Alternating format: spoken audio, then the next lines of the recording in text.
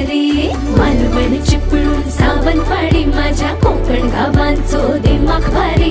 दिसते भारी गणपतीची स्वारी माझ्या कोकणा वाटे तुम्ही